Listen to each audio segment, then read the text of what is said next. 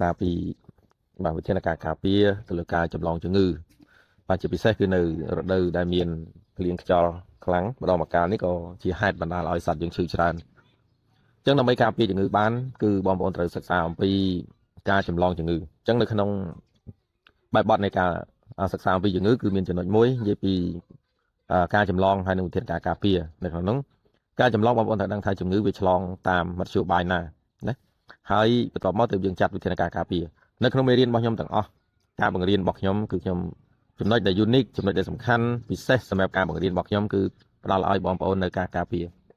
បងប្អូនដែលធ្លាប់បានរៀនហើយបងប្អូនដឹងគឺលុយចំណេញតិចច្រើនអាស្រ័យថាតើបងប្អូនការពារបានប៉ុណ្ណាទេមិនមែនបងប្អូនមិនមែនថាបងប្អូនព្យាបាលមកនឹងជាបានប៉ុណ្ណាគឺការពារបានល្អប៉ុណ្ណាអានោះបានប្រាក់ចំណេញរបស់យើងវាទទួលបានច្រើនអញ្ចឹងការចម្លងជំងឺបងប្អូនត្រូវមើលថាទី1គឺចម្លងពីក្រៅចូលទៅក្នុងមួយទៀតគឺចម្លងពីក្នុងទៅខាងក្នុងខ្ញុំនិយាយការចម្លងជំងឺពីខាងក្រៅចូលទៅក្នុងគឺតាមរយៈមធ្យោបាយធ្វើដំណើរជាពិសេសគឺឈ្មួញដែលគាត់ចេញចូលចាប់សត្វរបស់យើងហ្នឹងគាត់តើទិញកសិដ្ឋានផ្សេងបាទចម្លងជំងឺមកចូលមកក្នុងកសិដ្ឋានរបស់យើងអាចងាយនឹងឆ្លងជំងឺតែម្ដងកន្លែងហ្នឹងបាទតាមមធ្យោបាយធ្វើដំណើរតាមសម្ភារៈដែលយើងប្រើប្រាស់ដែលយើងយកចូលមកហ្នឹងឃើញទេបាទមួយទៀតតាមសម្លៀកបំពាក់តាមមនុស្សទាំងម្ចាស់កសិដ្ឋានខ្លួនឯងក៏ដូចជាភ្ញៀវដែលចេញចូលបញ្ជាទិញទៅលើសត្វរបស់យើងឬក៏អ្នកដែលចេញចូលមកទស្សនាកន្លែងរបស់យើងហ្នឹងគឺសិតតែជាភ្នាក់ងារក្នុងការចម្លងជំងឺដែរហ្នឹងអញ្ចឹងវិធានការរបស់យើងគឺយើងត្រូវតែ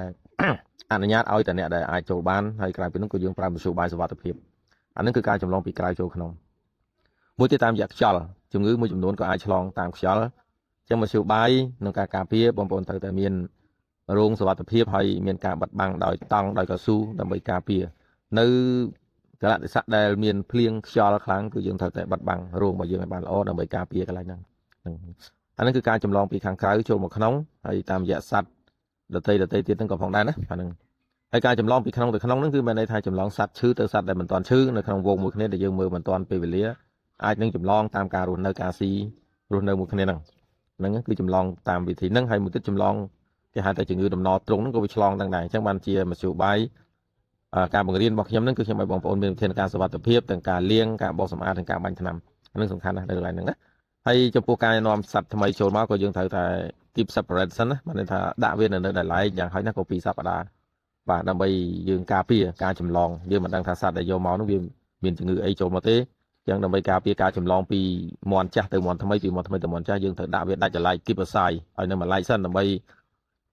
ទូតពិនិត្យមើលថាតើមាន់នោះវាសុវត្ថិភាពនៅហើយបានយើងបន្តមកទៀតយើងមានវិធានការបន្តទៀតបាទនេះគឺជាមធ្យោបាយដ៏ល្អដែលបងប្អូនអាចយកទៅអនុវត្តបានហើយក្រៅពីនោះគឺការបាញ់ថ្នាំបងប្អូនត្រូវអនុវត្តមួយសប្តាហ៍ម្ដងឬក៏2ដងបើសិនជាក្តាប់បានថារដូវវាមានការផ្ទុះជំងឺច្រើនយើងអាចបាញ់2ថ្ងៃម្ដងឬក៏3ថ្ងៃម្ដងនេះជាមធ្យោបាយក្នុងការទប់ស្កាត់ជំងឺបងប្អូនកុំពឹងផ្អែកទៅលើវ៉ាក់សាំងទាំងស្រុងដូចខ្ញុំបានបញ្ជាក់ជូននៅតែមានបងប្អូនយល់ច្រឡំធ្វើវ៉ាក់សាំងឲ្យនៅតែងាប់ហ្នឹងគឺវាអាចមកពីវ៉ាក់សាំងមិនល្អមួយទៀតអាចនឹងថាវាងាប់ដោយសារតែជំងឺផ្សេងក្រៅពីវ៉ាក់សាំងការពារហ្នឹងសូមបងប្អូនសិក្សាឲ្យបានច្បាស់ចូលចិត្តតាមដានឬចែករំលែកមាតិកាកសិកម្មកុំភ្លេចចុច like និង follow ផេកកសិ